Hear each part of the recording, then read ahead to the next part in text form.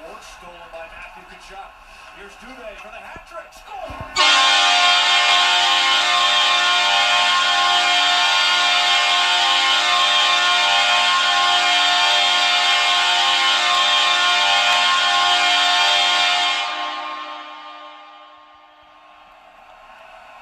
That's how you do it. You could just sense it starting this third period that this was a determined Flames team, and they were just relentless on this puck, forcing turnovers. Matthew Tkachuk, a beautiful little pass. That's a third assist for Tkachuk on all three of Dubé's goals.